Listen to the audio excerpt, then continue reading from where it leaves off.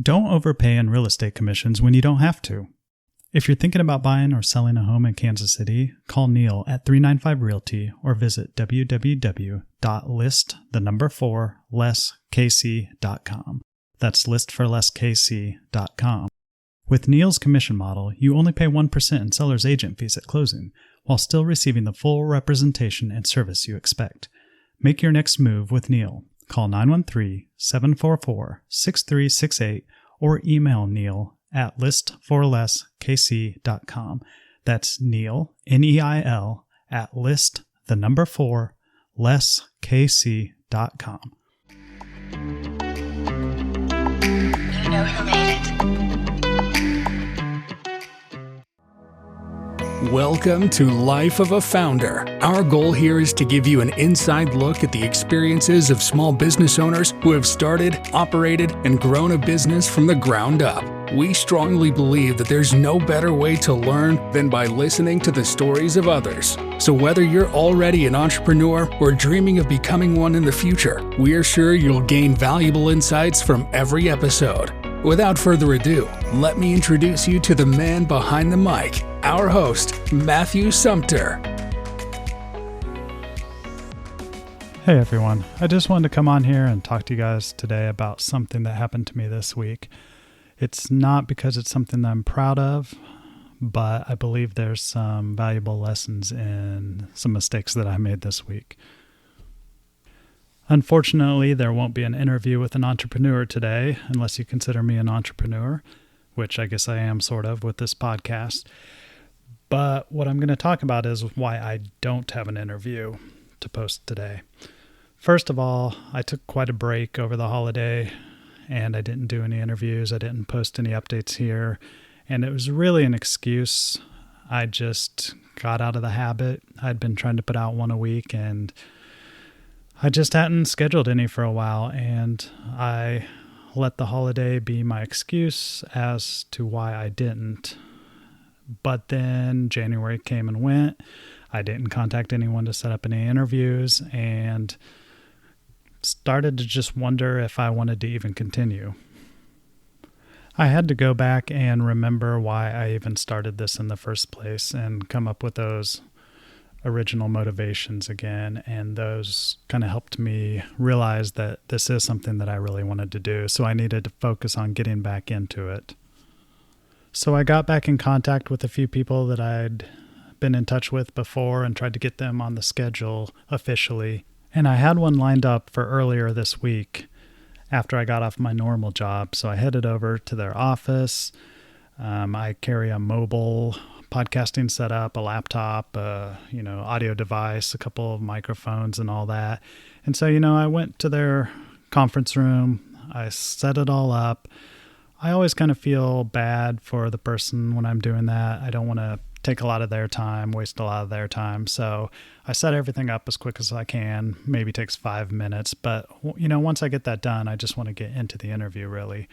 So that was the situation here. I was with a very professional, successful person, and I didn't want to waste any more of their time. So I did a quick test. I hit record. I saw some waves in the audio file, so I thought everything's good, but I didn't really take the time to test playback, make sure that the levels were where they needed to be. And also, I hadn't set up properly and tested this at home before I came to the appointment. So really, I made a couple of mistakes here. First of all, I didn't prepare properly, just out of laziness. And then secondly, while maybe noble, not wanting to waste someone's time, I didn't do those final checks that I needed to make sure that everything was properly set up to go. So to make a long story short, we did the interview. We sat there for about 45 minutes recording, talked a little bit before and afterwards. Maybe took an hour of his time. He had a great story, and I was excited to get it edited and put out there as soon as I could for you all to hear the story. So I get home, I pull open the audio, I transfer it onto a hard drive like I do, moved it over to the computer where I was going to work on it, tried to play it back, and for some reason the audio was really distant sounding, really echoey. I was like, I don't think something's wrong here. Like, I don't think I can use this. So let me go back to the original audio on the laptop. So I go back to the original audio. I listen to it. Same thing. I was like, what could have happened? Why does my audio sound so bad? Eventually, I went back and tried to record again just to see what happened. And I realized that my settings weren't set properly. For the audio input, I didn't have my audio device set that I normally do. So what really happened is it recorded the whole interview on my laptop microphone. And that is why I was getting the echoey sounds.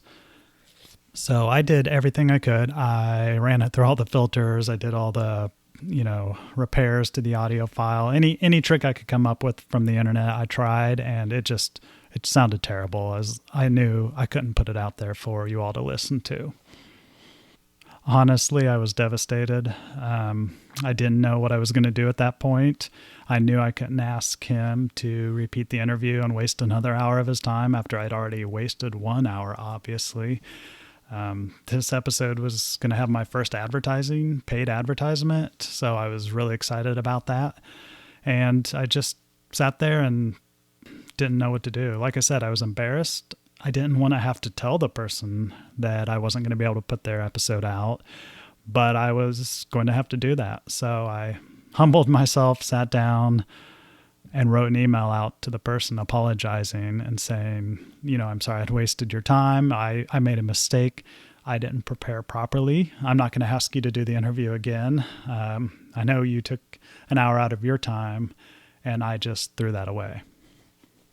So really, I don't have a whole lot else to say, except I just wanted to make those 2 points. That number one, whenever you go out to start a business or start a side hobby or a side hustle or, something like this, and you get to that point where you start to feel burnt out or just unmotivated, then go back to your why. Remember why you did this in the first place, and hopefully that's enough motivation to get you going again, or at least decide if it really is worth it to you to keep going with what you're working on.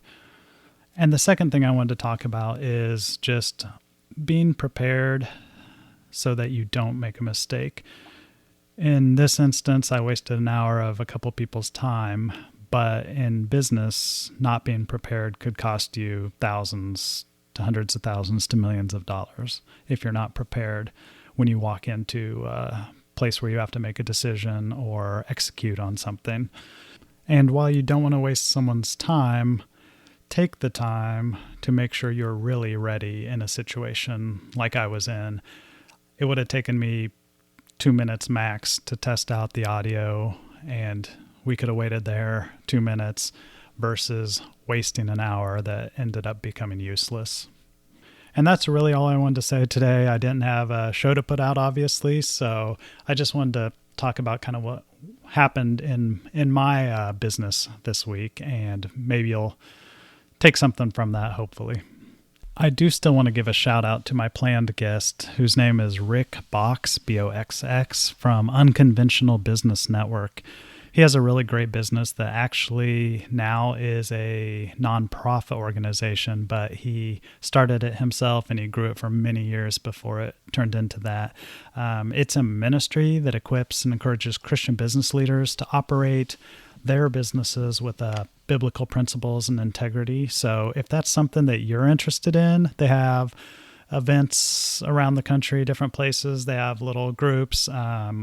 I think they have a daily newsletter, and he's on the radio every day. He has a little quick show, and he's also written a few books, so you could check those out. That's Rick, Boxx, Boxx at unconventionalbusiness.org. So go ahead and give him a look, and if that's something you're interested in, just sign up and get that information.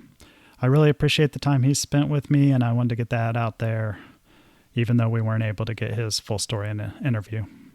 I'm working on getting some more interviews done this week or two, and I'll try to get those out as soon as possible because I know it's been a couple months since my last episode's dropped. So Hopefully you guys can keep me accountable. Leave a message, like, subscribe, go to my website. There's a newsletter sign up. There's newsletter hasn't started yet, but one of these days I'm going to get to that. So go ahead and get signed up on there. And I do appreciate you listening. Until next time. Thanks for tuning in to Life of a Founder. Don't forget to hit that subscribe button so you won't miss any of our upcoming episodes. And if you have any friends or family members who would enjoy the show, please share the link with them. We truly believe that small businesses are the lifeblood of our communities, so we encourage you to take that first step and start your journey toward business ownership.